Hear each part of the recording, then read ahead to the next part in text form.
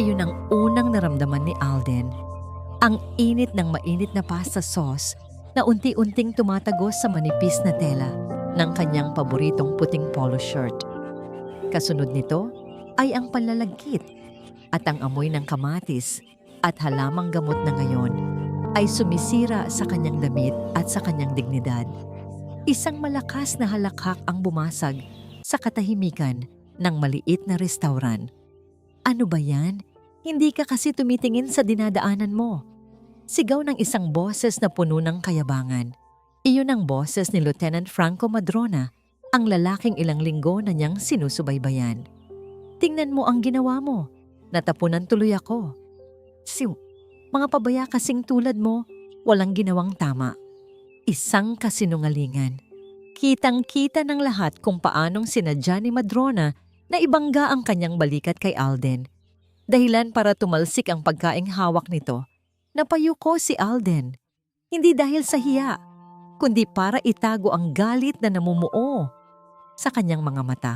Naramdaman niya ang pagtingin ng lahat ng tao sa loob ng kainan. Ang mga tingin na puno ng awa at ang iba ay may halong pangungutya. Pasensya na po, mahinang sabi ni Alden. Sapat lang para marinig. Bahagi iyon ng kanyang pagpapanggap. Isa siyang ordinaryong mamamayan, walang trabaho, walang boses. Pasensya? Mabibili ba ng pasensya mo ang bagong sapatos ko na natalsikan din?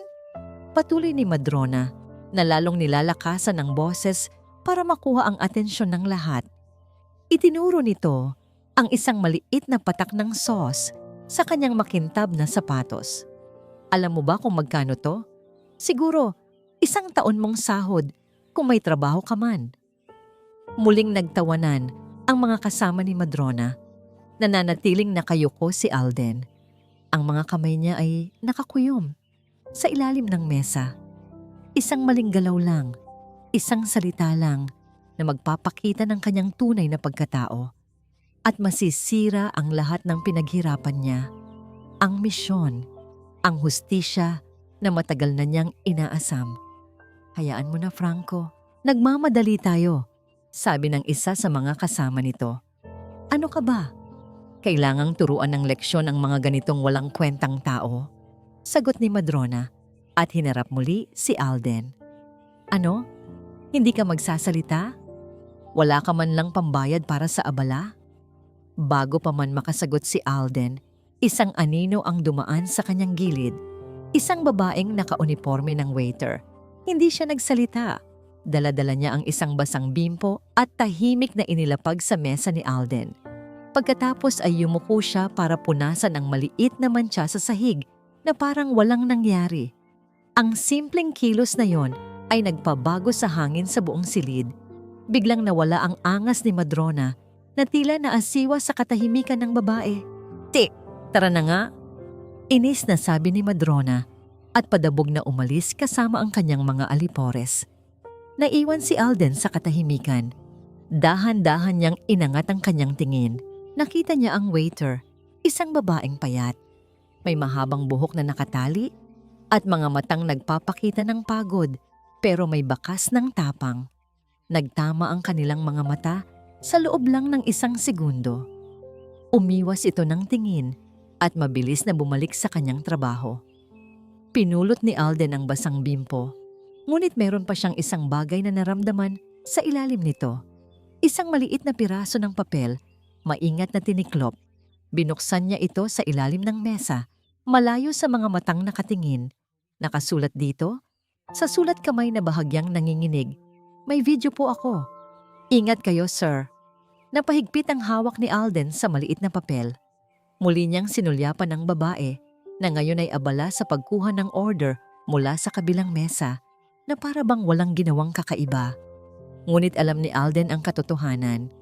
Ang babaeng yon, sa kanyang tahimik na paraan, ay hindi lang siya binigyan ng pamunas. Binigyan niya si Alden ng ebidensya at sa paggawa noon, inilagay niya ang kanyang sarili sa gitna ng isang digmaan na hindi niya alam kung gaano kapanganib. Ingay. Iyon ang bumalot kay Lyra. habang nakasakay siya sa masikip na diip pauwi. Ang ingay ng mga busina, ang sigawan ng mga nagtitinda sa bangketa, ang walang katapusang kwentuhan ng mga katabi niya. Ngunit sa gitna ng lahat ng yon, ang tanging naririnig niya ay ang malakas na kabog ng sarili niyang dibdib. Pagdating sa kanyang munting kwarto sa isang boarding house, ang unang ginawa niya ay isara at ilock ang pinto. Isinandal niya ang likod dito at dahan-dahang napaupo sa sahig, hinahabol ang kanyang hininga. Bakit ko ba ginawa yon? Ilang beses nang umulit ang tanong na yon sa kanyang isipan. Ang pag-abot ng bimpo ay isang bagay, ngunit ang pagsulat sa maliit na piraso ng papel, iyon ay isang desisyon na ginawa niya sa isang iglap, dala ng awa at ng hindi maipaliwanag na galit sa nakita niyang pang-aapi. Nanginginig ang mga kamay na kinuha niya ang kanyang cellphone mula sa bulsa. Muli niyang pinanood ang video na kanyang kuha. Malinaw na malinaw ang kayabangan sa mukha ng pulis na nagngangalang Franco Madrona, ang sinasadyang pagbangga, ang pagtapon ng pagkain, at ang tahimik na pagtitiis ng lalaking nakaputing polo shirt. Sino kaya siya? Bakit hindi man lang siya lumaban? Hindi niya alam. Ang alam lang niya ay may mali sa lahat ng nangyari, at ang video na hawak niya ngayon ang nag-iisang katibayan. Pinatay niya ang cellphone at napahilot sa kanyang sentido. Kailangan niyang mag-ipon. Kailangan niyang magpadala ng pera sa probinsya para sa gamot ng kanyang ina. Ang huling bagay na kailangan niya ay gulo. Ngunit paano niya mabubura ang nakita niya? Paano niya itatapon ang ebidensyang ito na parang basura? Gayong alam niyang may isang taong naagrabyado? Isang pamilyar na tunog mula sa kanyang cellphone ang pumutol sa kanyang pag-iisip. Isang video call. Mabilis niyang inayos ang sarili, pinunasan ng bakas ng pag-aalala sa kanyang mukha at sinagot ito ng isang pilit na ngiti. "Nay, kumusta po kayo?" Sa screen, lumitaw ang mukha ng kanyang ina. Maputla ito at bahagyang nangangayayat, ngunit ngumiti ito pabalik. "Ayos lang ako, anak. Ikaw? Huwag mo kaming masyadong isipin dito. Mag-ingat ka palagi dyan sa Maynila." Isang mahinang ubo ang kumawala sa kanyang ina at tila may kumirot sa puso ni Lyra. "Okay lang po ako dito, Nay. Malakas ang benta sa restaurant." Pagsisinungaling niya, "Makakapagpadala po ako sa Biyernes." Pagkatapos ng maikling kumustahan, ibinaba na niya ang tawag. Napabuntong hininga siya. Ang kanyang ina ang dahilan kung bakit siya narito. Ang dahilan kung bakit kailangan niyang umiwas sa gulo. Kinabukasan sa trabaho, bawat pagbukas ng pinto ng restaurant ay nagdudulot ng kaba kay Lyra. Bawat customer na nakatingin sa kanya ay tila isang banta. Sinubukan niyang maging normal, maging abala, ngunit ang kanyang mga mata ay laging sumusuulyap sa entrance. At pagkatapos, dumating ang kanyang kinatatakutan. Pumasok si Franco Madrona. Mag-isa lang siya ngayon. Walang mga kasamang maingay, walang kayabangan. Kumiti siya sa manager at umupo sa isang mesa sa sulok sa mismong section ni Lyra. Naramdaman ni Lyra ang panlalamig ng kanyang mga kamay. "Miss, pwedeng maki-order?" sabi ni Madrona. Ang boses ay kalmado, ngunit ang mga mata ay matalim. Tila bumabaon sa kanyang kaluluwa. Lumapit si Lyra. Hawak ng mahigpit ang kanyang maliit na notepad. "Yes, sir. Ano po ang sa inyo?" Hindi tumingin si Madrona sa menu. Nakatitig lang ito sa kanya. "Alam mo, miss, may maganda kayong serbisyo dito. Maalaga kayo sa customer." "Salamat po, sir." Halos pabulong na sagot ni Lyra. "Lalo na kagabi." Patuloy nito. "Napansin kong napakamatulungin mo kahit sa mga taong hindi mo kilala." Itinaas nito ang tingin at ang nangiti sa labi nito ay hindi umabot sa kanyang mga mata. "May nakita ka bang hindi maganda kagabi?" Kumakabog ang dibdib ni Lyra. Ito na. Alam niya. Wala po, sir. Abala po ako sa trabaho kagabi." Mabilis niyang sagot. Tumango-tango si Madrona na tila kontento na sa sagot. Tumayo ito. Sige, hindi na pala ako o-order. May naalala lang akong dumaan. Nakahinga ng maluwag si Lyra. Ngunit bago pa man siya tuluyang makampante, humakbang si Madrona palapit sa kanya at bumulong sa paraang siya lang ang makakarinig. Isang bulong na puno ng panganib. Mag-iingat ka sa dinadaanan mo, miss.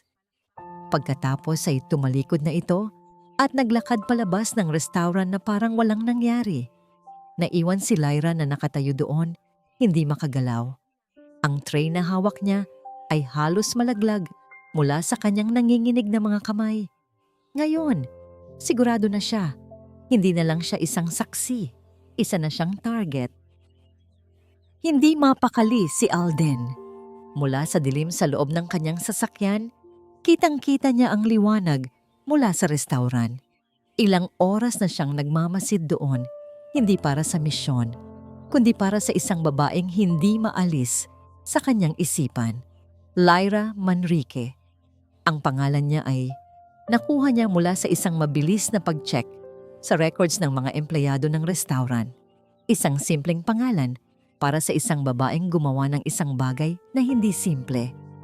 Ang babala ni Madrona kay Lyra kaninang umaga, dahil alam niyang babalikan nito ang babae, ay umaling-awngaw sa kanyang isipan. Hindi siya mapapalagay hanggat ang video na yon ay nasa kamay pa ni Lyra. Hindi dahil sa kailangan niya ito para sa kaso, na ipadala na niya ang sarili niyang mga report sa NBI. Ito ay dahil ang video na iyon ang naglalagay ng target sa likod ng babae. Pinatay niya ang makina ng sasakyan nang makita niyang nagsisimula ng maglabasan ng mga empleyado. Oras na para magpaalam, oras na para umuwi. Nakita niya si Lyra na naglalakad mag-isa, nakayuko, iyakap ang sariling bag na para bang doon nakasalalay ang kanyang buhay. Naghintay si Alden na makalayo ito ng kaunti sa mata ng mga tao bago siya bumaba ng sasakyan at tahimik na sumunod. Sa isang madilim na eskinita na siyang shortcut papunta sa sakayan ng jeep, doon siya nagpakita. Miss Manrique, napatalon sa gulat si Lyra. Humarap ito at nang makita siya, ang gulat sa mukha nito ay napalitan ng takot. Agad nitong hinigpitan ng hawak sa kanyang bag. "Huwag kang matakot," mabilis na sabi ni Alden. Itinaas ang dalawang kamay para ipakita na wala siyang masamang intensyon. "Hindi ako kaaway. Ako yung lalaki sa restaurant kagabi. Anong kailangan mo sa akin?" Nanginginig ang boses ni Lyra, handang tumakbo anumang oras. "Kailangan kong makuha ang video, Lyra, para sa kaligtasan mo," sabi ni Alden. Ang boses niya ay seryoso at direkta. "Binalikan ka ni Madrona, hindi ba? Alam na niyang may hawak kalaban sa kanya." Ang pagbanggit niya sa pangalan ni Madrona ay tila lalong nagpatigas sa dalaga. "Sino ka ba talaga? Paano mo nalaman lahat ng to? Baka kasama ka rin nila." "Hindi," mariing sagot ni Alden. "May mga tao akong sinusubaybayan at isa na doon si Madrona. Ang video mo, ebidensya iyon na magagamit laban sa kanila. Pero habang nasa iyo yan, nasa panganib ka. Ipadala mo sa akin at ako na ang bahala. Pagkatapos, buburahin mo at kakalimutan mo na ang lahat." Nag-aalinlangan si Lyra. Ang mga mata niya ay nagpapakita ng matinding pagkalito. Pwede ba siyang magtiwala sa isang estranghero? Ngunit ang takot na dala ng pagbabanta ni Madrona ay mas matindi. Dahan-dahan niyang inilabas ang kanyang cellphone. Ngunit bago pa man niya ito maibigay, dalawang anino ang biglang lumabas mula sa isang madilim na sulok sa kanilang harapan, humaharang sa daan. "Hoy miss, mukhang may hinahanap ka?" sabi ng isa sa mga lalaki. May mapanuksong ng ngiti sa labi. Malalaki ang kanilang katawan at halatang mga basagulero. Naramdaman ni Alden na nanigas sa takot si Lyra sa kanyang likuran. Agad siyang humakbang paharap, bahagyang tinatakpan ng dalaga. "Walang gulo dito. Umalis na kayo," malamig na sabi ni Alden. Nagtawanan ang dalawang lalaki. "Wow, palaban si kuya. Pasensya na. Pero may ipinapakuha lang sa amin si Boss Madrona. Baka daw may nawawala kang video sa cellphone mo, miss? Iyon na ang hudyat. Sa isang iglap, nagbago ang lahat kay Alden. Nawala ang pagpapanggap na ordinaryong mamamayan. Ang katawan niya ay naging alerto, ang mga mata niya ay naging matalas. Nang sumugod ang unang lalaki, sinalubong ito ni Alden ng isang mabilis na siko sa sikmura na agad nagpatumba dito. Ang pangalawang lalaki ay nagtangkang sumuntok, ngunit sinalo ni Alden ang kamao nito. Ipinilipit ang braso at isang tama lang sa batok ay sapat na para mawalan ito ng malay. Ang lahat ay nangyari sa loob lang ng ilang segundo. Mabilis, tahimik, nakamamatay. Napatingin si Lyra, hindi makapaniwala sa kanyang nakita. Ang lalaking inakala niyang isang kawawang biktima kagabi ay gumalaw na parang isang profesional na mandirigma. Hindi na nagsayang ng oras si Alden. Hinawakan niya ang kamay ni Lyra na malamig na parang yelo. Tara na! Hinila niya ito patakbo, palayo sa eskinita at pabalik sa mas mataong kalsada. Ang unang taxi na dumaan ay agad niyang pinara. Binuksan niya ang pinto at marahang itinulak si Lyra papasok. Saan tayo pupunta? Naguguluhang tanong ni Lyra. Hindi pumasok si Alden. Mula sa labas, inabutan niya ng pera ang driver. Ihatid niyo siya sa address na sasabihin niya. Siguraduhin mong ligtas siya. Humarap siya kay Lyra. Ang mga mata ay puno ng isang bagay na hindi mabasa ng dalaga. Umuwi ka na at huwag kang lalabas. Mariing utos niya. Ilak mo ang pinto mo. Huwag kang magtitiwala kahit kanino. Ipadala mo sa akin ang video sa numerong ite-text ko sa'yo. Pagkatapos ay burahin mo na. Ako na ang bahala. Isinara niya ang pinto ng taxi bago pa man makasagot si Lyra. Habang papalayo ang sasakyan, napasulyap si Lyra sa bintana sa likuran. Nakita niya si Alden na nakatayo sa gilid ng kalsada. Ang anino nito ay tila lumalaki sa ilalim ng ilaw ng poste. Isang tagapagtanggol na lumitaw mula sa wala. Sa mga sandaling iyon, sa gitna ng matinding takot, isang kakaibang pakiramdam ang nagsimulang umusbong sa kanyang puso. Pakiramdam ng kaligtasan. Hindi pamilyar ang amoy ng lugar. Amoy malinis na sahig, amoy bagong pintura, at isang bahagyang amoy ng alikabok na para bang matagal na itong hindi natitirhan. Iyon ang unang napansin ni Lyra nang buksan ni Alden ang pinto ng isang apartment unit. Dito muna tayo, sabi ni Alden. Ang boses ay kalmado na ngayon. Ligtas dito. Pumasok si Lyra at maingat na inilibot ang tingin. Simple lang ang apartment. May isang sofa, isang maliit na mesa sa gitna, at isang kusinang halos walang gamit. Malinis, ngunit walang buhay. Walang mga litrato, walang palamuti, walang bakas ng kahit sinong nakatira dito. Kaninong lugar to? Tanong niya. Ang boses ay bahagyang nanginginig pa rin.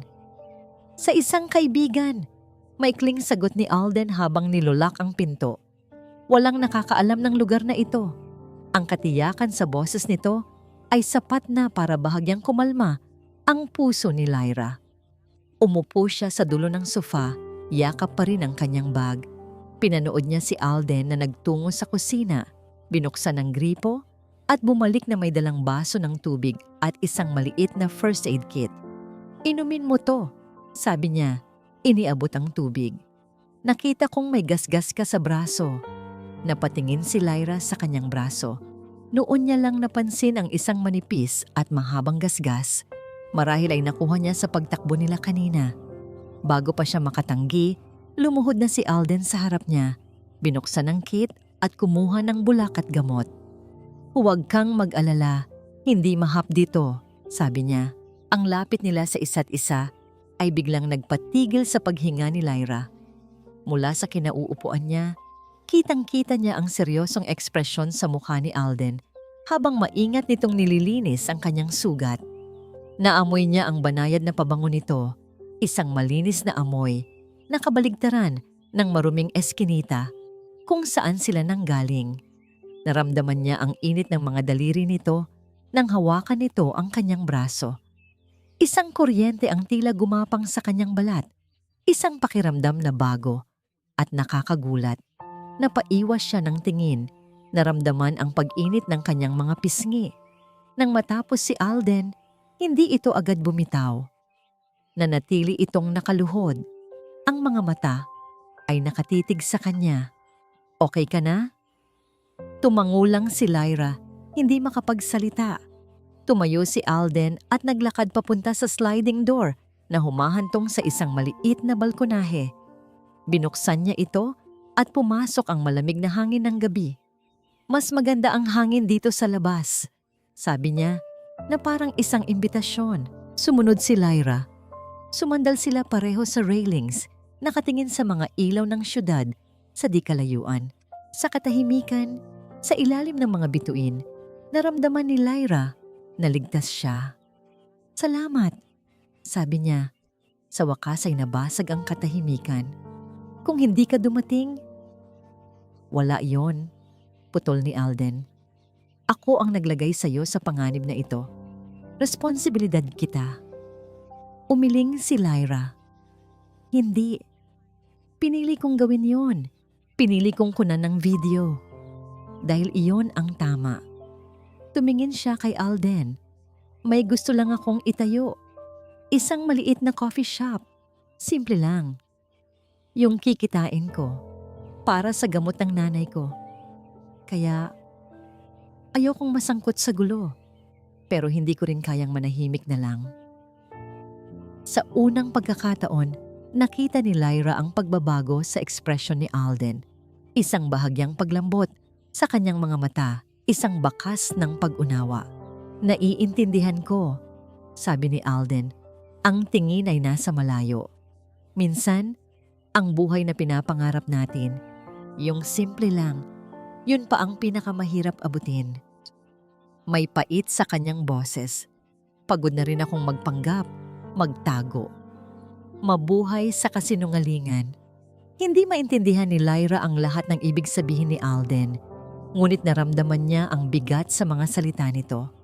Sa sandaling iyon, hindi ito ang astig na mandirigma o ang misteryosong estranghero. Isa lang siyang lalaking pagod. Isang lalaking katulad niya na may sariling bigat na dinadala. Isang nakakabinging tunog ng vibration ang biglang pumutol sa kanilang sandali.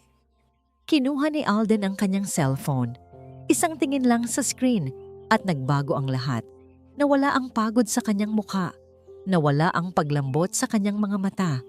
Ang pumalit ay isang matigas na ekspresyon, isang lamig na tila kayang magpayelo ng hangin. Ang kanyang panga ay nagtiim at ang kanyang buong katawan ay muling naging alerto. Napansin ni Lyra ang biglaang pagbabago. May problema ba? Hindi siya sinagot ni Alden.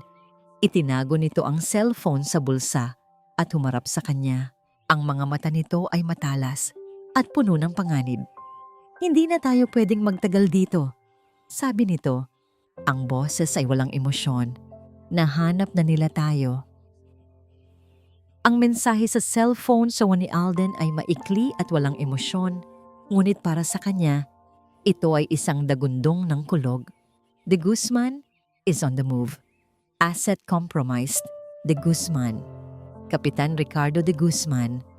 Ang pangalang yon ay parang lason na gumapang sa kanyang sistema, nagdadala ng lamig at alaala na matagal na niyang sinubukang ibaon. Kailangan na nating umalis, sabi ni Alden. Ang boses ay matigas at walang bakas. Nang pag-aalalang ipinakita niya kanina lang, mabilis niyang isinara ang sliding door ng balkonahe na tila isinasara rin ang sandaling iyon ng kanilang pag-uusap. Sa sino si De Guzman? Naguguluhang tanong ni Lyra na mabilis na napatayo. Paano niya nalaman na nandito tayo? Siya ang nasa likod ni Madrona, ang tunay na target, sagot ni Alden habang mabilis na inaayos ang kanyang mga gamit. At alam niya dahil may mga mata at tainga siya sa lahat ng dako. Masyado natin siyang minaliit. Kinuha niya ang isang burner phone at mabilis na nagdial Habang naghihintay ng sagot, sumulyap siya kay Lyra. Nakatayo ito sa gitna ng sala, mukhang nalilito at takot na takot. Sa isang iglap, hindi isang waiter ang nakita ni Alden, kundi isang inosenteng sibilyan na nadamay sa isang digmaang hindi nito dapat labanan. Isang pamilyar na kirot ang tumusok sa kanyang puso. Biglang bumalik sa kanyang isipan ang isang gabi, 5 taon na ang nakalipas. Ang amoy ng basang semento dahil sa malakas na ulan. Ang ingay ng mga putok ng baril sa loob ng isang abandonadong bodega. Flashback. Alden, kailangan na nating umalis. Na-compromise tayo. Abort! Sigaw ng kanyang partner noon, si Marco, mula sa kabilang linya ng kanilang radio. Negatibo. Hindi natin pwedeng iwan ang witness. Sigaw ni Alden pabalik, habang pilit na tinatakpan ng isang nanginginig na babae sa kanyang likuran. Isa itong bookkeeper na pumayag maging testigo laban sa isang sindikato. Wala na tayong oras, bawat isa para sa sarili niya. Iyon ang huling narinig ni Alden mula kay Marco bago naputol ang linya. Naiwan si Alden na mag-isa, pinagkanulo. Habang papalapit ang mga yabag ng mga kalaban, alam niyang hindi sila makakatakas. Ipinangako niya sa babae na poprotektahan niya ito. Isang pangakong napako, isang bala ang tumama sa kanyang tagiliran. Natumba siya. At ang huli niyang nakita, bago siya mawalan ng malay ay ang takot sa mga mata ng babae habang kinakaladkad ito ng mga armado palayo sa kanya. Hindi na muling nakita ang babae. At si Marco, ang kanyang partner, ang kanyang matalik na kaibigan, ay nag-report na naambush sila at si Alden lang ang nagpumilit na ituloy ang misyon. Isang kasinungalingan. End of flashback. Sir? Sir, andiyan pa po ba kayo? Ang boses sa kabilang linya ang nagpabalik kay Alden sa kasalukuyan. Boses yun ng kanyang superior, si Director Reyes. Sir, si De Guzman, kumikilos na siya. Sabi ni Alden. Ang boses ay nagpipigil ng galit. Sa kanyang secured na phone, binuksan niya ang file ni De Guzman. At doon, sa ilalim ng listahan ng mga known associates, nakita niya ang pangalang nagpapatunay ng lahat ng kanyang hinala. Marco Sandoval. Ang dating partner niya ay isa na pala sa mga tao ni De Guzman. Ang pagkakanulo 5 taon na ang nakalipas. Konektado pala sa misyon niya ngayon. Kalma lang, Alden. Alam namin. Sagot ni Director Reyes. Hindi, sir. Hindi niyo naiintindihan. Giit ni Alden. Tumingin siya kay Lyra na ngayon ay nakatingin sa kanya, puno ng pag-aalala. Nakikita niya sa mukha nito ang mukha ng witness na hindi niya nailigtas. Kailangan na nating kunin si De Guzman. Ngayon na. May sibilyan akong kasama. Hindi ko hahayaang maulit ang nangyari noon. Isang sandali ng katahimikan ang sumunod sa kabilang linya. Pagkatapos ay isang malalim na buntong hininga. Stick to the plan, Alden. Mariing sabi ni Director Reyes. Ang boses niya ay kalmado, ngunit may bigat ng isang pinal na utos. Huwag padalos-dalos. May mas malaki tayong hinuhuli kaysa kay De Guzman. Ang buong network niya. Huwag mong sirain ang operasyon dahil lang sa emosyon mo. Pero sir, that's an order, Agent Rosales.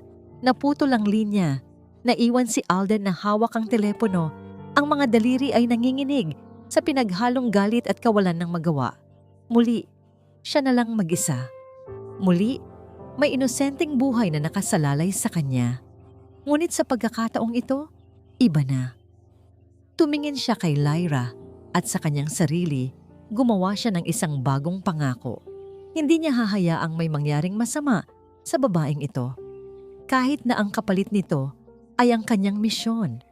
Kahit na ang kapalit nito ay ang kanyang sariling buhay. 3 araw. 3 araw na ang nakalipas mula nang dalhin siya ni Alden sa apartment na yon. 3 araw na ang mundo ni Lyra ay lumiit sa 4 na sulok ng isang silid na hindi kanya. Ang una at ikalawang araw ay puno ng takot. Bawat tunog mula sa labas, ang pagdaan ng sasakyan, ang tahol ng aso, ang pag-uusap ng mga kapitbahay, ay nagpapakaba sa kanya. Ngunit si Alden ay laging nandoon. Tahimik lang siya madalas, laging may kausap sa telepono o nakatitig sa kanyang laptop. Ngunit ang presensya nito ay sapat na para maramdaman niyang ligtas sa siya. Ngunit sa ikatlong araw, ang takot ay napalitan ng pagkainip at pag-aalala. Hindi pwedeng manatili na lang ako dito, sabi ni Lyra, habang pinapanood niya si Alden na nagtitimpla ng kape. Kailangan kong tumawag sa nanay ko. Mag-aalala na yon at kailangan kong bumalik sa trabaho. Paano ako magpapadala ng pera kung wala ako doon? Tumingin si Alden sa kanya. Ang mga mata ay seryoso. Masyadong mapanganib, Lyra. Ang paglabas mo ngayon ay parang pagsasabi sa kanila kung nasaan ka. Pero hindi pwedeng ganito. Giit ni Lyra, ang boses ay nagsisimula ng tumaas. Hindi mo naiintindihan. May buhay ako sa labas. May mga responsibilidad ako. Hindi ako pwedeng magtago habang buhay. Nakita niya ang pag-aalinlangan sa mga mata ni Alden. Alam niyang gusto lang siya nitong protektahan, ngunit hindi nito naiintindihan ang bigat na kanyang dinadala. Isang malalim na buntong hininga ang kumawala kay Alden. Sige, isang mabilis na pag-alis lang. Pupunta tayo sa boarding house mo para kumuha ng ilang gamit at para makatawag ka. Pero hindi tayo magtatagal at hindi ka hihiwalay sa akin. Maliwanag. Isang maliit na ngiti ng tagumpay ang sumilay sa labi ni Lyra. Maliwanag. Ang pagbabalik sa kanyang boarding house ay parang pagbabalik sa isang mundong matagal na niyang iniwan. Ang lahat ay pamilyar, ngunit may kakaibang pakiramdam ng panganib na nakapalibot. Habang si Lyra ay mabilis na nag-iimpake ng kanyang mga damit, si Alden naman ay nanatiling alerto sa may pintuan.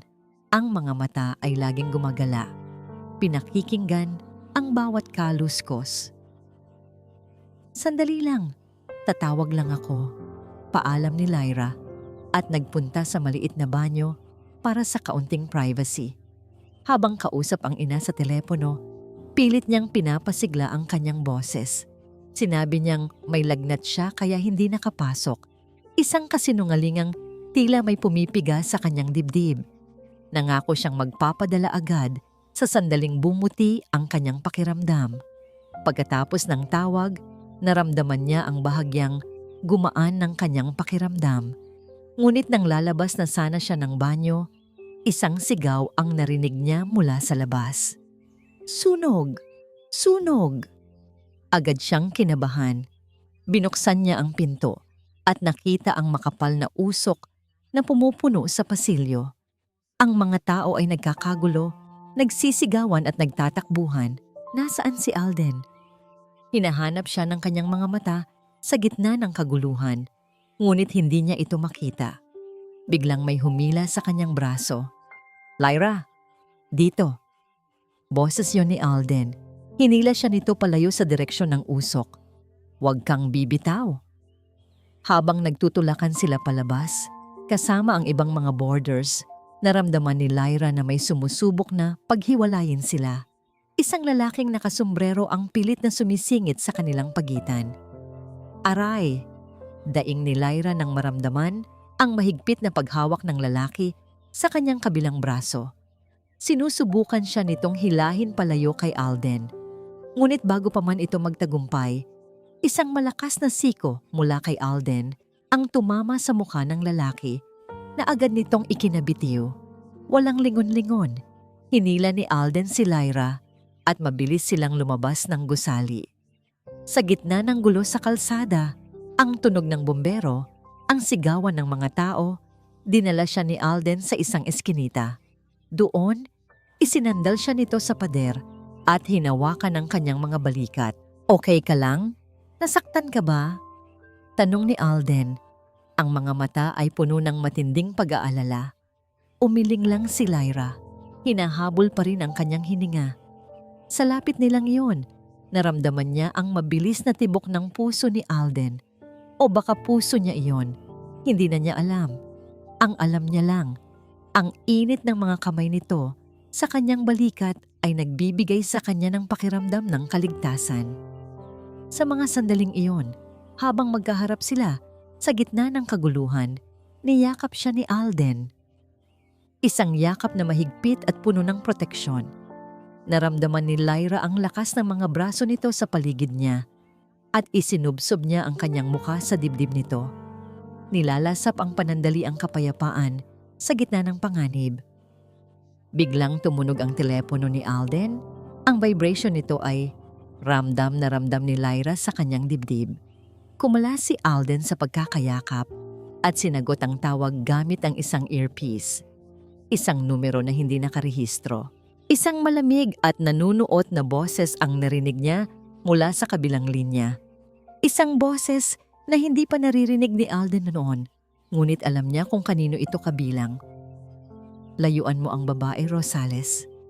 Ang boses ay kalmado, mayabang, at puno ng kapangyarihan. Boses iyon ng isang taong sanay mag-utos, sanay na nasusunod. Boses iyon ni Kapitan de Guzman. Kung hindi, patuloy ng boses, sa susunod, hindi na aksidente ang mangyayari. Pagkatapos noon, naputol ang linya. Nananatiling nakatayo si Alden.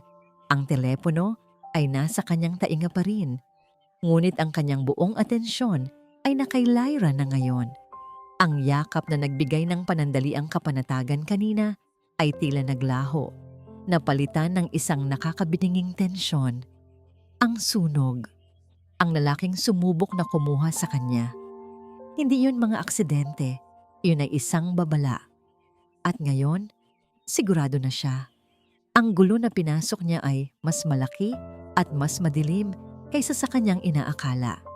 Hindi lang si Madrona ang kanyang kalaban. May isang anino sa likod nito, isang aninong nakakaalam ng bawat galaw nila, at isang aninong hindi mag-aatubiling sunugin ang buong gusali para lang makuha ang gusto nito. Tumingin siya sa mga mata ni Alden at nakita niya ang sarili niyang takot na nasasalamin doon, ngunit may kasama itong isang bagay na mas matindi pa. Isang nag-aalab na determinasyon. Ang biyahe pabalik sa safe house ay balot ng isang mabigat na katahimikan. Hindi na nagsalita si Lyra at si Alden ay seryosong nagmamaneho. Ang mga kamay ay mahigpit na nakahawak sa manibela na tila doon ibinubuhos ang lahat ng kanyang tensyon. Pagpasok nila sa apartment, ang katahimikang yon ay tila sumunod sa kanila. Mas lalong naging mabigat at nakakabingi. Alam ni Alden na hindi na niya pwedeng ipagpatuloy ito. Ang paglilihim, ang mga kalahating katotohanan, ang bawat kasinungalingan na sinasabi niya para protektahan si Lyra ay siya na ring naglalagay dito sa mas malaking panganib. Tumayo si Lyra sa gitna ng sala, nakatingin sa kawalan. Sinadya nila yon, di ba? Mahinang tanong niya, hindi nakatingin kay Alden. Ang sunog, para lang makuha ako. Hindi na nagsinungaling si Alden. Oo. Humarap si Lyra sa kanya. Ang mga mata ay puno ng takot, ngunit mayroon na ngayong bakas ng galit. Sino ka ba talaga, Alden? Hindi ka isang ordinaryong tao. Ang paraan ng pakikipaglaban mo, ang lugar na ito, lahat ng ito. At ngayon, tumatawag na sila sa'yo. Kilala ka nila. Sabihin mo sa akin ang totoo. Napabuntong hininga si Alden. Ito na. Ang sandali na kinatatakutan niya, ang sandali kung saan ang lahat ng kanyang pinakatatagong sikreto ay kailangan niyang ilantad. Lumapit siya, ngunit nanatili ng ilang hakbang ang layo, binibigyan si Lyra ng espasyo. Alden Rosales ang pangalan ko. Panimula niya, ang boses ay matatag. Isa akong undercover agent para sa National Bureau of Investigation, NBI. Nakita niya ang gulat sa mukha ni Lyra. Ang pagkalito. Ang misyon ko, patuloy niya, ay ang buwagin ng isang sindikato sa loob ng kapulisan na sangkot sa smuggling, extortion at pagpatay. Si Lieutenant Franco Madrona ay isa lamang sa kanilang mga tauhan. Ang pinuno nila ay si Captain Ricardo de Guzman. Ipinaliwanag niya ang lahat. Ang kanyang pagpapanggap bilang isang walang kwentang tambay para makalapit sa operasyon. Ang gabi sa restaurant kung saan sinadya niyang maging target para makakuha ng reaksyon at pagkatapos, ikinuwento niya ang bahaging pinakamahirap para sa kanya. May dahilan kung bakit personal sa akin ang kasong ito, sabi niya. Ang boses ay bahagyang nanghina.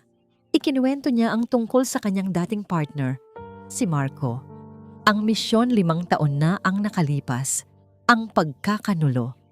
Ang witness na namatay dahil sa kanyang kabiguan. Nakita ko sa records na si Marco, ang dating partner ko, ay konektado na ngayon kay De Guzman. Pag-amin niya, ang mga salita ay tila may pait. Kaya nang makita kita, nang makita ko ang tapang mong tumulong sa isang estranghero, kahit mapanganib, naalala ko siya, ang babaeng hindi ko nailigtas. At ipinangako ko sa sarili ko, hindi na mangyayari ulit yun, hindi sa'yo.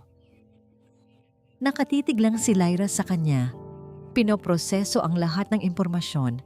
Ang lalaking kaharap niya ay hindi lang isang misteryosong tagapagtanggol. Isa siyang taong may malalim na sugat, isang taong binabagabag ng multo ng nakaraan. Imbes na matakot at lumayo, isang bagay ang nagbago sa mga mata ni Lyra. Ang takot ay napalitan ng pag-unawa, ng awa. Dahan-dahan siyang humakbang palapit kay Alden. Huminto siya sa mismong harapan nito. Sapat na ang lapit para makita ang sakit sa kanyang mga mata.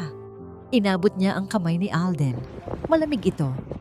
Hindi ka nag-iisa sa laban na to, Alden. Ang simpleng mga salitang iyon, sinabi sa isang mahinang boses, ay tila isang malakas na alon na humampas sa lahat ng pader na itinayo ni Alden sa paligid ng kanyang puso. Sa loob ng maraming taon, mag-isa siyang lumalaban. Mag-isa siyang nagdadala ng bigat ng kanyang kabiguan. Ngayon, sa unang pagkakataon, may isang taong nagsasabing kasama niya.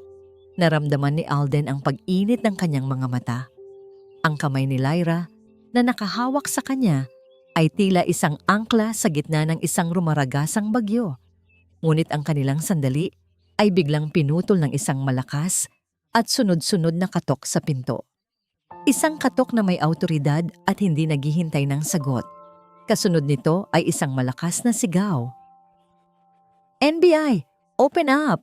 Nagkatinginan sina Alden at Lyra, ang pag-asa na nagsisimula palang mabuo sa kanilang pagitan ay biglang dinurog ng takot. Masyadong mabilis. Paano sila nahanap dito? At kung NBI nga ang nasa labas, bakit hindi siya sinabihan ni Director Reyes? Maliban na lang kung hindi ito ang totoong NBI. Napatingin si Lyra kay Alden. Ang kanyang mga mata ay nagtatanong. Isang nakakapasong takot ang kumalat sa buong katawan niya. Naramdaman niya ang panlalamig ng kanyang mga kamay. Hindi sila ang NBI, mahinang bulong ni Alden. Ang kanyang muka ay seryoso at alerto. Ngunit bago pa man siya makakilos o makapagsalita si Lyra, isang malakas na dagundong ang umalingaw-ngaw. Bugsh! Binasag ang pinto. Nagkalat ang mga splinter ng kahoy sa sahig. Pumasok ang mga lalaking armado, nakasuot ng itim na uniforme na may nakasulat na NBI sa likod. Ngunit ang kanilang mga mukha ay puno ng galit at pagbabanta. At sa pinakaharap, may isang nganggisi sa kanyang labi ay si Lieutenant Franco Madrona.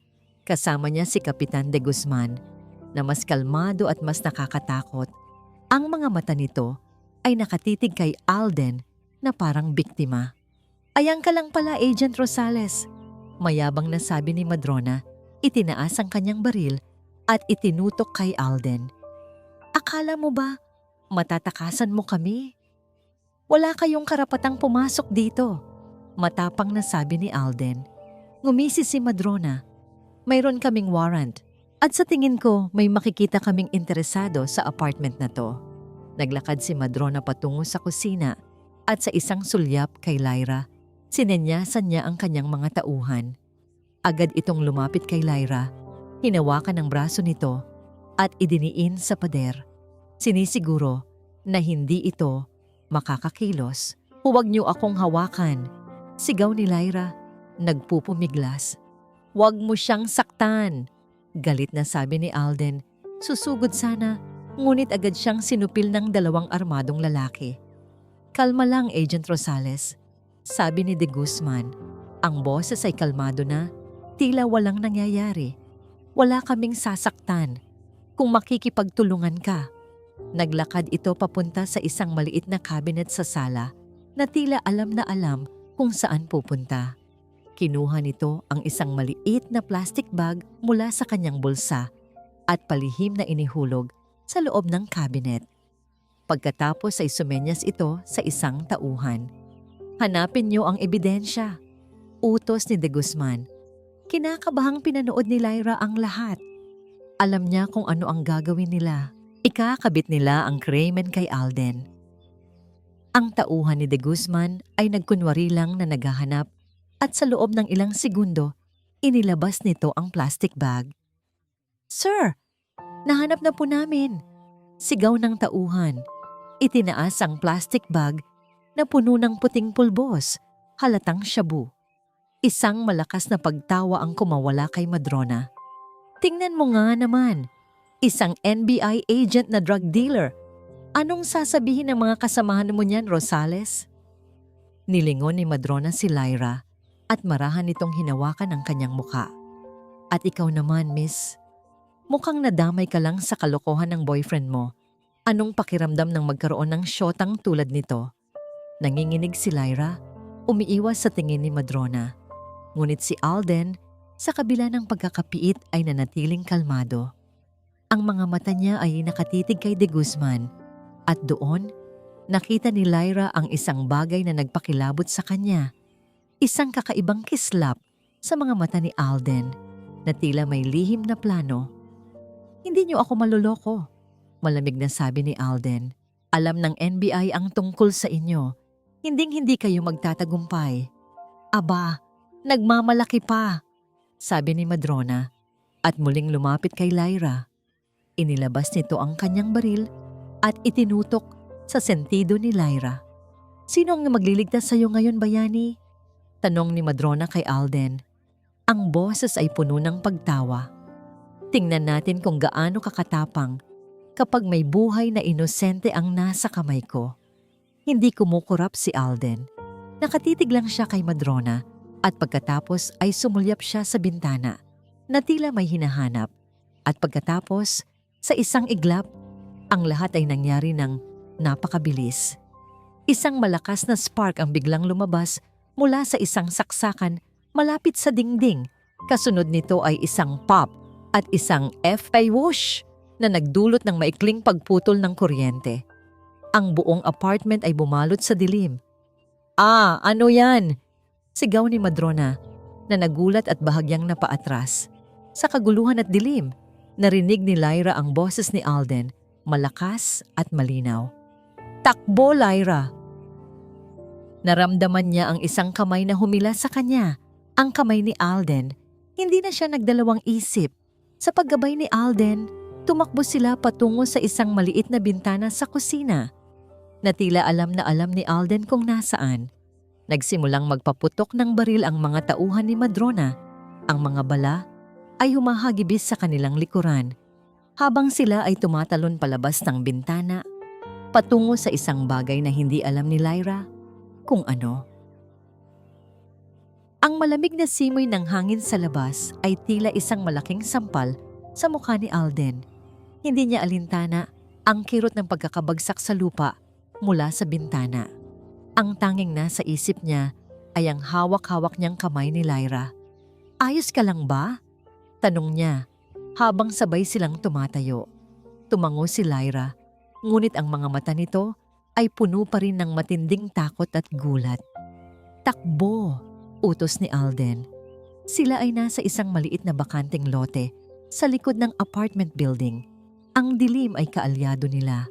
Sa loob ng building, narinig nila ang kaguluhan, ang sigawan, at ang tunog ng mga yabag na papalapit. "Habulan sila!" sigaw ni Madrona mula sa itaas. Nagsimulang tumakbo si Alden, hila-hila si Lyra. Ang kanilang mga yapak ay tila humahampas sa lupa sa bawat hakbang. Hindi niya alam kung saan sila patungo. Ang tanging alam niya ay kailangan nilang lumayo. Ngayon na, dumaan sila sa likod ng isang hilera ng mga tindahan, tumalon sa isang basurang bakod, at mabilis na nagtago sa likod ng mga nagtumpok-tumpok na sako. Ang tunog ng mga sirena ng pulis ay nagsisimula nang marinig sa di kalayuan. "NBI! Nandyan sila!" Isang boses ang narinig nila mula sa kabilang kalye. Napatingin si Lyra kay Alden. "Ano yan? Ang totoong NBI ba yan?" Umiling si Alden. "Hindi. Sila yan.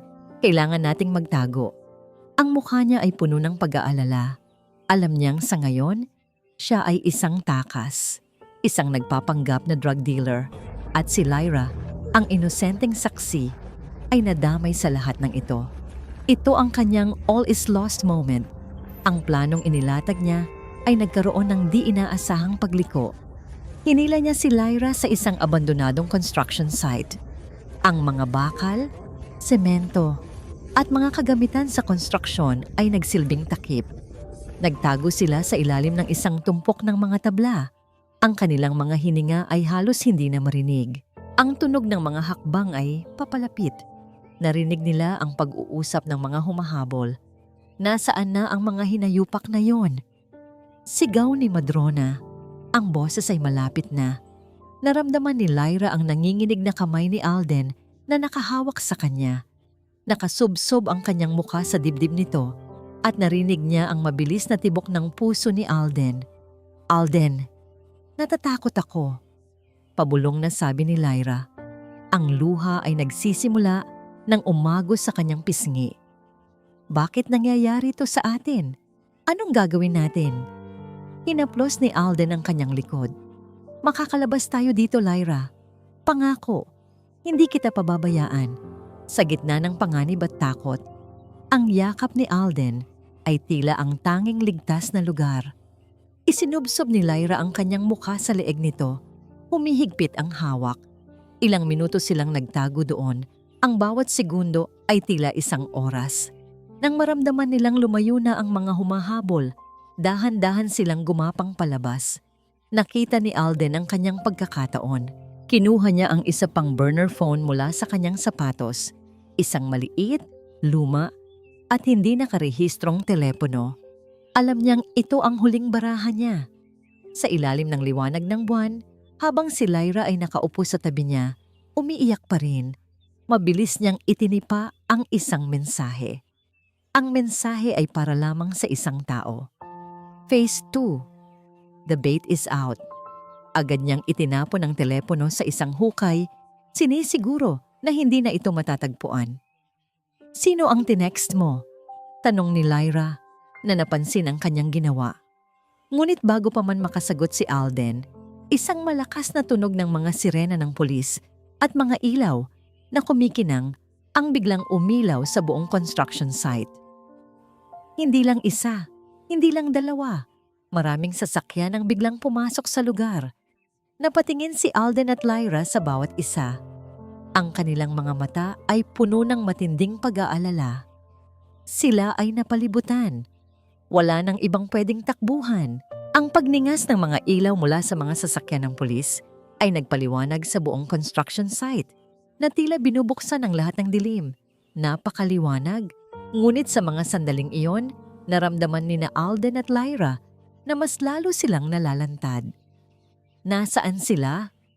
Narinig nilang sigaw ni Madrona mula sa malayo. "Surround them." "Wala na tayong takbuhan," mahinang bulong ni Lyra. Ang kanyang boses ay puno ng kawalan ng pag-asa. Napakapit siya ng mahigpit sa braso ni Alden. Ngunit si Alden, sa kabila ng pagiging napalibutan, ay nanatiling kalmado. Tinitigan niya ang mga papalapit na anino at sa kanyang mga mata, isang kakaibang kislap ang makikita. Hindi takot, kundi matinding determinasyon. May tiwala. Narinig nila ang mga yabag na papalapit. Pagkatapos, mula sa kadiliman, lumabas si Franco Madrona kasama si Kapitan de Guzman at ang kanilang mga tauhan. Ang mga baril ay nakatutok sa kanila. Ang mga mukha nila ay puno ng ngisi ng tagumpay. Akala niyo ba? Matatakasan niyo kami, Rosales? Mayabang na sabi ni Madrona.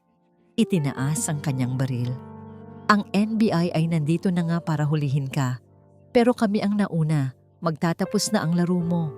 Ngunit bago pa man makapagsalita si Madrona, isang malakas at malinaw na boses ang umalingaw-ngaw mula sa isang loudspeaker na tila nagmumula sa isa sa mga sasakyan sa likuran. Captain de Guzman, Franco Madrona, sumuko na kayo. Natigilan si Madrona at ang kanyang mga tauhan. Pati si de Guzman, ang kalmadong ekspresyon ay biglang napalitan ng pagkabigla. This is Director Reyes of the National Bureau of Investigation. The game is over. Nagkatinginan sina de Guzman at Madrona.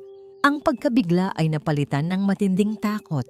Hindi nila maintindihan bakit narito ang direktor ng NBI at bakit niya sila tinatawag sa pangalan. Director Reyes. Mula sa kanyang armored vehicle, kalmadong pinanood ni Director Reyes ang eksena. Ang kanyang mga mata ay matalas. Ang kanyang ekspresyon ay walang emosyon. Ang buong operasyon ay inilatag ng maingat. Alam niya na gagamitin ni de Guzman ang gawa-gawang raid para ikulong si Alden. At alam niyang gagamitin ni Alden ang pagkakataong yon para ipadala ang Phase 2 signal. Ang pagtakas ni na Alden at Lyra ay hindi isang kabiguan. Ito ay bahagi ng plano. Ang munting sunog sa boarding house? Sinadya itong hayaan ng NBI para lang masigurong lalabas si Lyra at masisigurong magiging bait siya para mailabas si de Guzman mula sa kanyang lungga. Ang lahat ng ito ay isang malaking bitag, isang chess game, at sina de Guzman at Madrona ay mga piyesa lang na hindi nakakaalam na sila ang isasakripisyo. Captain de Guzman, Franco Madrona, at lahat ng kasama nyo, patuloy na umalingaw-ngaw ang boses ni Director Reyes. Mayroon kami ng lahat ng ebidensya, ang inyong buong network ng katiwalian, ang inyong koneksyon sa sindikato, ang mga krimen na inyong ginawa, at ang pagtatangka ninyong gawa ng kaso ang aming agent na si Alden Rosales. Ang aming agent na si Alden Rosales ay bahagi ng isang undercover operation at kayo ay nakakulong. Director Reyes. Unti-unting lumabas ang mga tunay na NBI agents mula sa mga sasakyan, nakabuong gear. Ang mga baril ay nakatutok sa mga pulis na kasama ni na Madrona at de Guzman. Si Alden, na nakatayo pa rin sa tabi ni Lyra, ay dahan-dahang ngumiti. Hindi isang nangiti ng kayabangan, kundi isang nangiti ng tagumpay at ginhawa. Sa wakas, tapos na. Hindi totoo yan, sigaw ni Madrona, subukang lumaban. Panlilinlang lang yan, walang ebidensya. Ngunit sa sandaling iyon, isang video ang biglang ipinakita sa isang malaking screen na ikinabit sa gilid ng isang van. Ang video ni Lyra, malinaw na malinaw. Ang pang-aapi ni Madrona kay Alden sa restaurant. Kasunod nito, lumabas sa screen ang mga transaksyon sa bangko, mga recordings ng mga tawag, at mga litrato na nagpapatunay ng koneksyon ni na Madrona, de Guzman, at ng kanilang sindikato. Nagsimulang magsipagbaba ng armas ang mga tauhan ni na Madrona at de Guzman. Alam nilang wala na silang laban.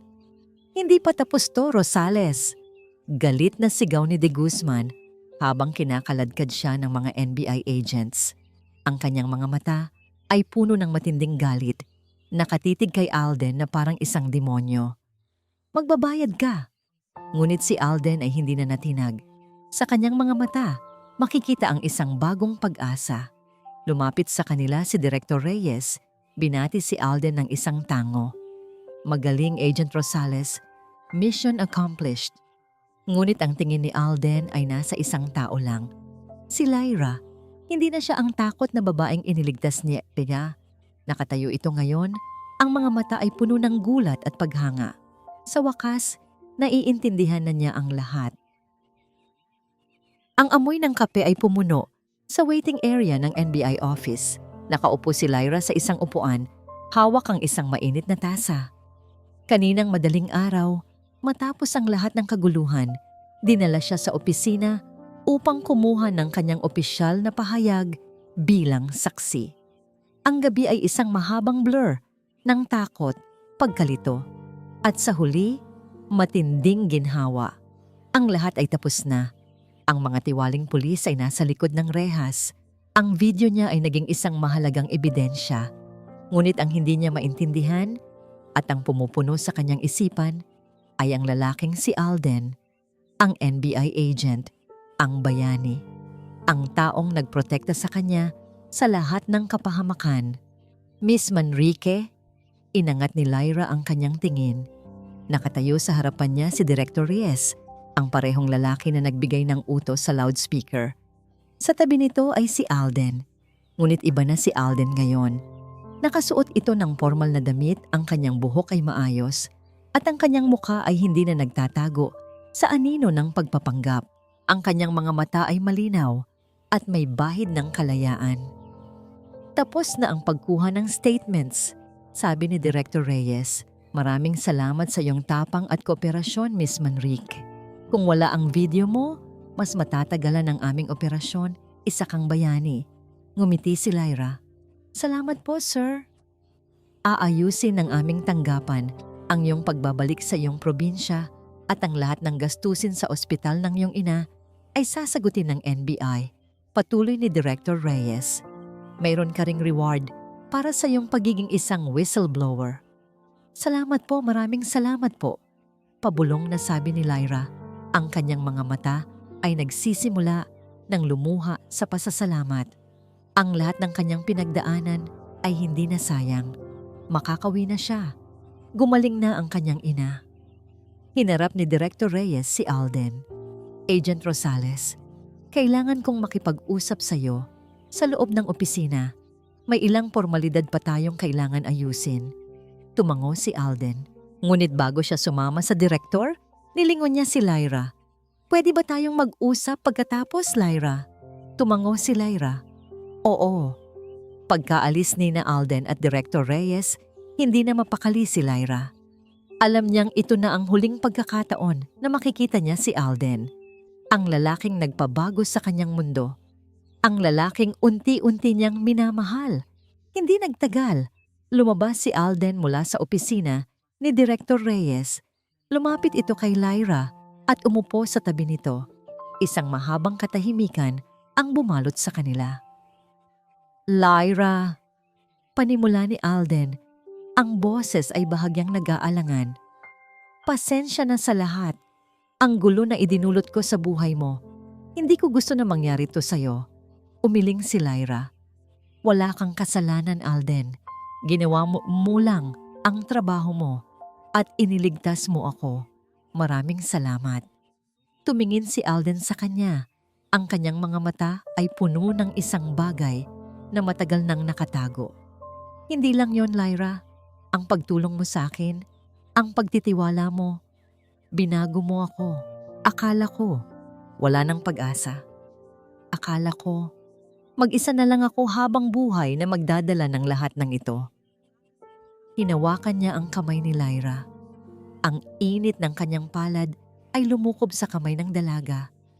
Ang tapang mo, ang kabaitan mo, Lyra. Ikaw ang nagpabalik sa akin ng paniniwala na may mga tao pa ring matino sa mundong ito.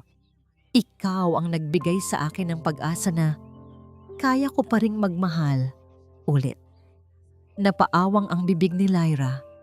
Ang mga salitang yon ay nagpalambot sa kanyang puso, nagpaagos sa kanyang mga luha. Ang lalaking ito na matagal nang nagtatago sa dilim ay sa wakas ay nagtatapat ng kanyang damdamin. Alden, pabulong niyang sabi. Hindi ko alam kung ano ang mangyayari sa atin. Patuloy ni Alden, ang kanyang mga mata ay nakatitig sa kanya, puno ng pag-asa at takot. Pero kung bibigyan mo ako ng pagkakataon, gusto kong makasama ka. Hindi bilang undercover agent, hindi bilang bayani, kundi bilang si Alden. Gusto kong makasama ka sa simpleng buhay na pinapangarap mo. Nagsimulang umagos ang luha ni Lyra. Isang luha ng tuwa. Niyakap niya si Alden, hinigpitan ng kanyang pagkakayakap. Oo, Alden. Oo. Pabulong niya. Ang kanyang boses ay nanginginig sa emosyon. Dahan-dahang kumalas si Alden sa yakap at tinitigan siya. Sa kanyang mga mata, makikita ang isang bagong simula. Lumapit ang kanyang mukha at sa unang pagkakataon, ang kanilang mga labi ay nagdikit. Isang halik na puno ng pag-asa, isang halik na nangangako ng bagong buhay. Naramdaman ni Alden ang pag-init sa kanyang bulsa. Kinuha niya ito. Isang kulay brown na sobre. Binuksan niya ito. Sa loob ay ang kanyang resignation letter na may tatak na approved. May kasama ring isang malaking tseke bilang bonus sa kanyang serbisyo at isang personal na sulat mula kay Director Reyes. Hindi niya binasa ang sulat. Nakatingin lang siya kay Lyra, ang babaeng nagbigay sa kanya ng dahilan para lisanin ang dilim. Sa wakas, malaya na siya. Ang amoy ng bagong giling na kape at sariwang inihurnong tinapay ay pumuno sa maliit na espasyo. Isang taon. Isang taon na ang nakalipas mula nang magbago ang lahat. Mula nang magtapos ang isang digmaan at magsimula ang isang bagong buhay. Nakatayo si Lyra sa likod ng counter ng ating munting kapihan. Ang kanyang pangarap na coffee shop na ngayon ay isang katotohanan. May ngiti sa kanyang labi habang maingat niyang inihahanda ang isang latte. Ang mga kamay niya ay gumagalaw ng may kahusayan. Sa isang sulok, nakaupo ang kanyang ina na ngayon ay malakas at malusog na, masayang nakikipagkwentuhan sa isang customer. Ang pera mula sa NBI at ang kaunting naipon ni Lyra ay sapat para makapagsimula sila. Ang lahat ay payapa. Ang ingay ng makina ng kape, ang tawananan ng mga customer, ang musika na nagpapagaan ng loob. Ito ang buhay na pinapangarap niya at ngayon, hawak na niya.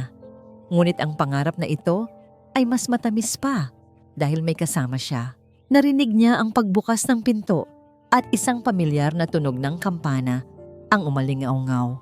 Lumingon si Lyra at nakita niya itong nakatayo doon. Ang kanyang mga mata ay nagningning. Si Alden, hindi na ito nakasuot ng formal na damit ng NBI. Nakasuot ito ng simpleng t-shirt at pantalon. Ang kanyang buhok ay bahagyang magulo. Ngunit ang kanyang kasangiti ay totoo. Masaya. Sarado na ba, boss? Biro nito, lumapit sa counter. Para sa'yo, laging bukas. Sagot ni Lyra. Ang nangiti ay umabot sa kanyang mga mata. Niyakap ni Alden si Lyra at hinalikan ito sa noo. Puro kape ang amoy mo. Ikaw naman amoy pawis. Galing ka na naman sa training center? Tanong ni Lyra. Tumango si Alden. Pagkatapos ng lahat ng nangyari, itinatag niya ang isang security training center para sa mga kabataang walang pinag-aralan at walang direksyon. Mga kabataang dating nagtatago sa anino ng krimen. Tinuruan niya sila ng self-defense, disiplina, at higit sa lahat, pag-asa. Hindi na siya ang NBI agent na nagtatago sa dilim. Ngayon, siya ay isang tagapagturo, isang mentor, isang tao na nagbibigay ng pagkakataon sa iba na magkaroon ng maliwanag na kinabukasan. Ang dami kong napagdaanan ngayon, sabi ni Alden, habang umuupo sila sa isang mesa sa sulok. Pero sulit, ang makita ang mga ngiti ng mga bata na dati ay puro galit lang ang nakikita ko. Napakasarap sa pakiramdam. Dahil sa'yo yan, sabi ni Lyra, hinawakan ang kamay niya. Dahil sa kabaitan mo at dahil sa tapang mong magsimulang muli. Tumingin si Alden sa kanya. Ang kanyang mga mata ay puno ng pagmamahal. Dahil sa'yo, ikaw ang nagturo sa akin na magtiwala ulit, na mayroong pag-asa kahit sa pinakamadilim na lugar. Ikaw ang aking liwanag pagkatapos ng dilim. Niyakap ni Lyra ang kanyang braso. Tayo ang nagtulungan. Pinagmasdan nila ang kanilang munting kapihan. Sa labas, ang araw ay dahan-dahang lumulubog. Ang mga kulay ng orange at pink ay nagpipinta sa kalangitan. Salamat sa pagtitiwala, Lyra. Bulong ni Alden. Ngumiti si Lyra. Salamat sa pagprotekta sa akin. Ngayon, tayo naman ang mag-aalaga sa pangarap natin. Ang kanilang mga kamay ay magkahawak, ang kanilang mga puso ay puno ng kapayapaan at pag-asa. Napatunayan nila na ang kabaitan, kahit maliit, ay may kakayahang maghatid ng hustisya.